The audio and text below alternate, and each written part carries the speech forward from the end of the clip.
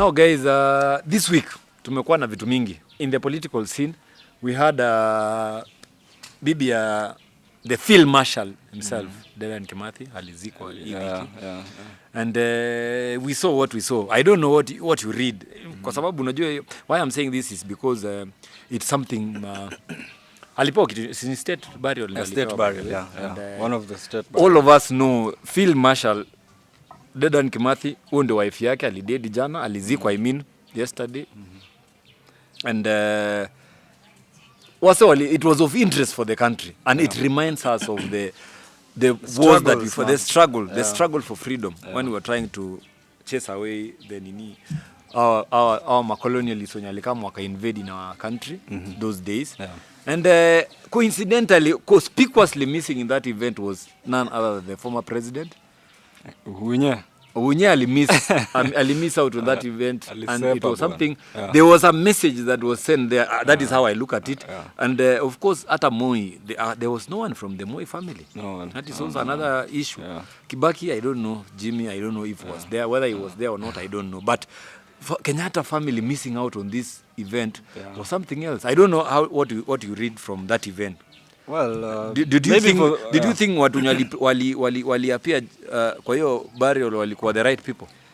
Yeah, but, and was there a reason? I wish kila mtu ange show up, of course the prominent people, because hii ni kitu ina date back to a very important time when to struggle. Those people fought for us. I think hata saizi looking at us wanashindwa ni aje wao wamedeviate from our visions and dreams. Lakini pia niliona unye maybe alikuwa na shughuli zake. In as much as hatuwezi blame that hakukuja, but I think it would be a very nice thing for him to show up kwanza. Being a former president, na unajua sasa yeye ndio mzae wetu, we look up to him. So angekuja hapo bro, acha nikwambie. How I read whatever that happened yesterday. Of course, can you aspect that this is the moment that we were supposed to go back and remember where it all began. Ilikuwa struggle.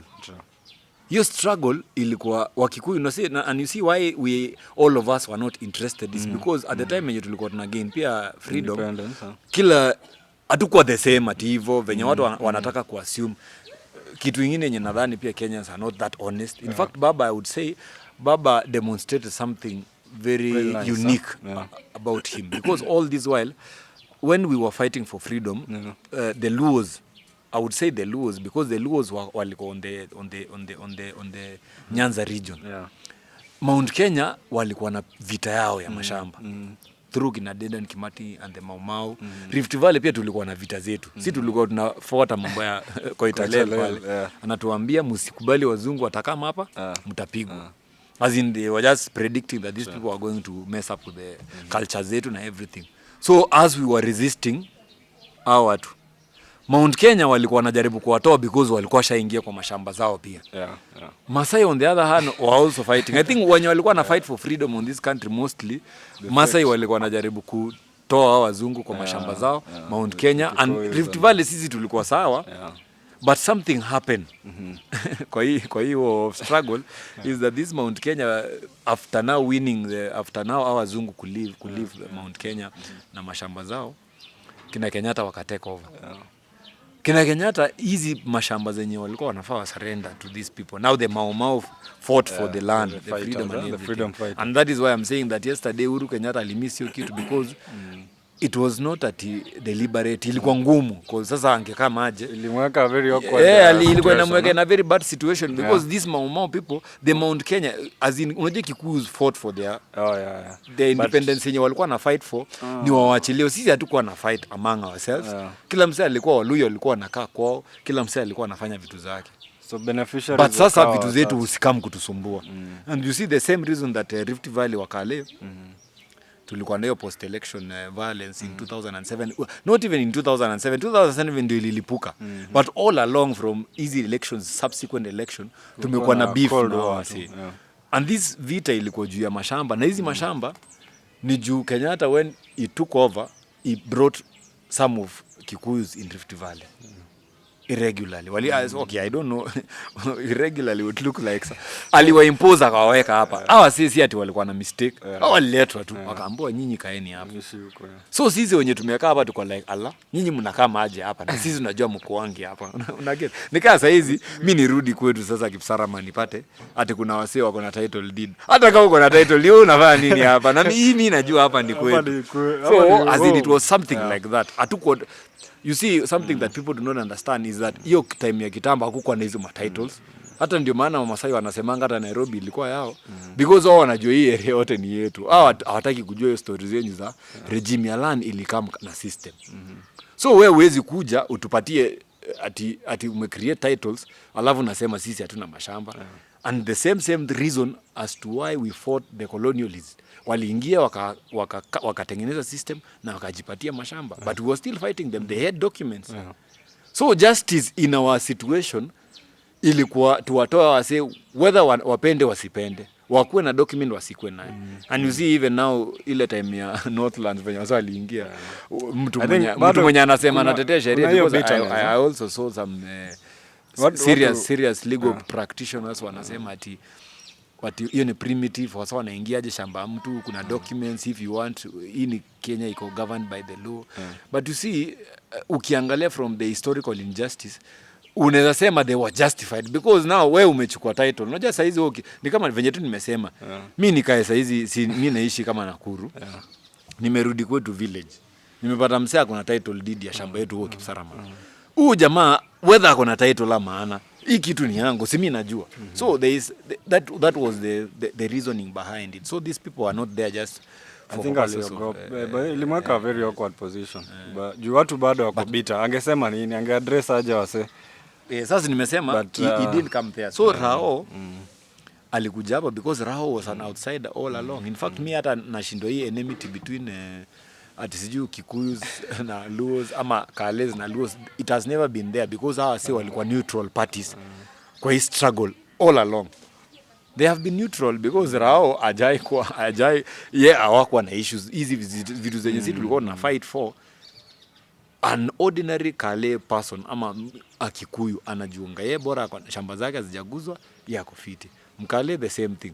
So hizi vitu zote ilikuwa tu inherit system, what can we do na to move on as a country together now because we've been made a republic. So Rao alikuja pale rightfully.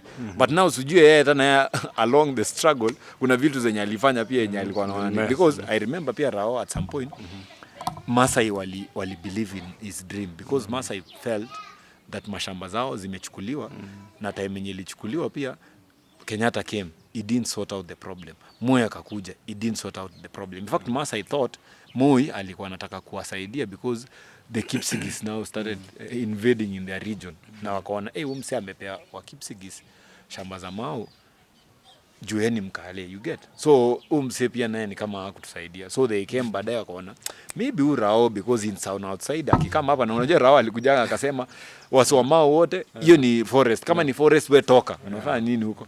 So wao wakaona mse juu anataka justice akitoa say ako in the same path yenye sisi tunataka. But unfortunately pia those Masai in as much as they were also looking for these properties when wali entrust na hii war wasa waliwadishi tena hizi group ya kina anti-mama tunayo wote wako na mashamba millions acres of land. I think instead of kurudishia watu, so kuna betrayal kwa all sides. Hii side nyingine kulikuwa na betrayal kwa Masai betrayed themselves by their own.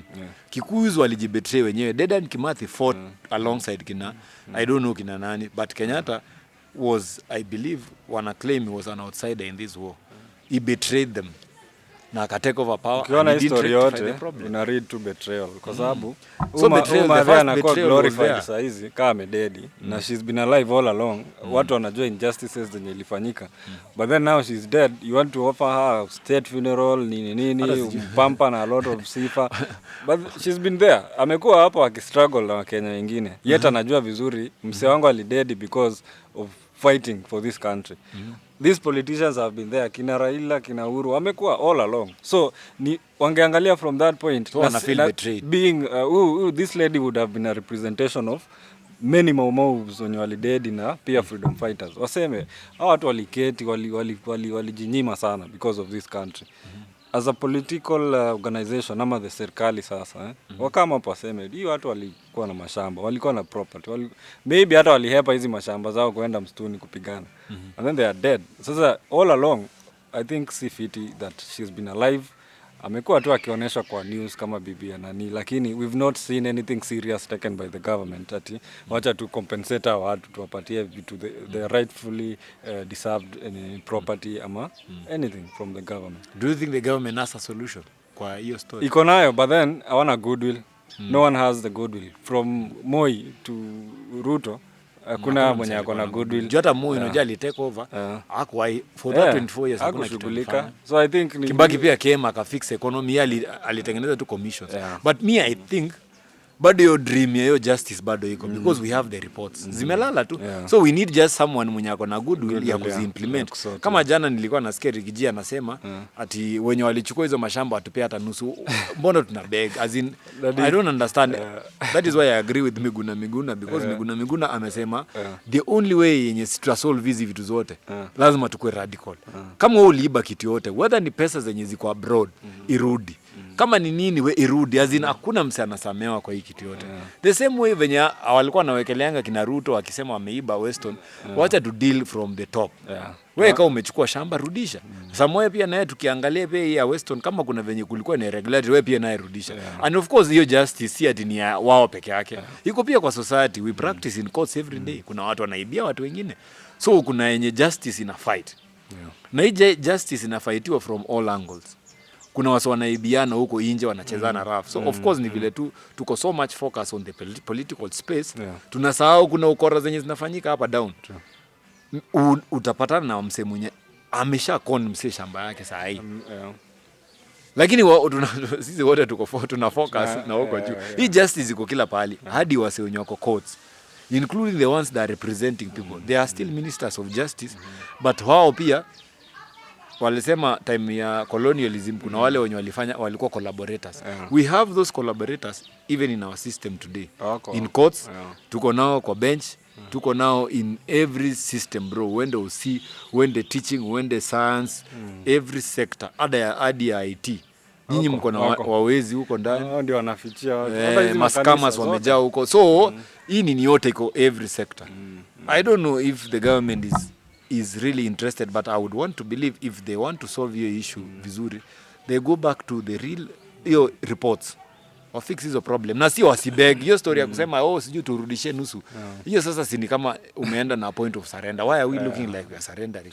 Let's go. Government imetake into place. Rigiji ana claim yeye ni mtoto wa Maumau. Let us go to the history. Hizi properties zenye zilikuwa na wazungu. We can go back to the history. Nani alikuwa kwa register hiyo time, tufuate hiyo record. Nani alikuwa the first proprietor, ikatoka hapo ikaenda kwa nani? Twende hii Delemea ilitoka kwa wapi ikarudi aje? What was the procedure yenye ilifanywa ikakuja hivi? Shamba zote to scrutinize. Then that way we can find a lasting solution, and I want to believe hii country ita prosper now ile vizuri because we can actually work together. Saizi tuko na bro wase wenye wanacheza sports. Kasa jana kina Omanyala kuna wasi wafiti. Ukienda Western tukuje tumeiva rugby.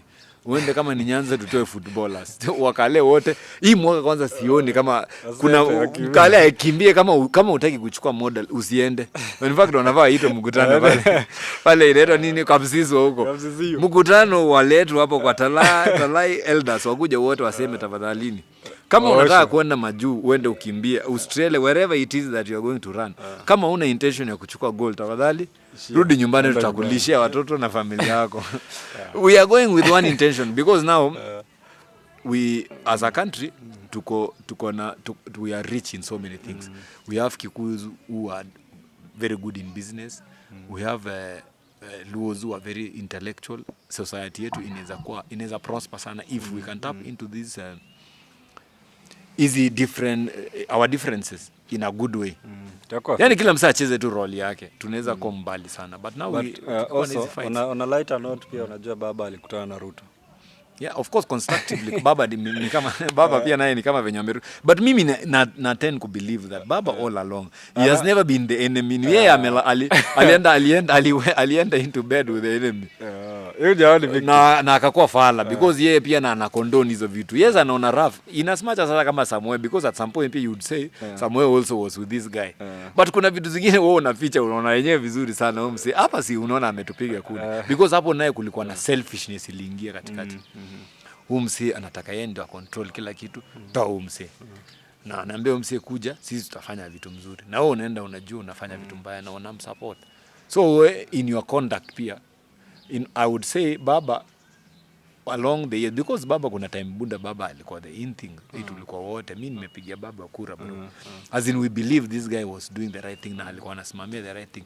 But along the way unaona kuna vitu zenye anafanya, unaona ayo mse si honest. Amechoma. Pia yeye kuna kamenye akona selfish interest.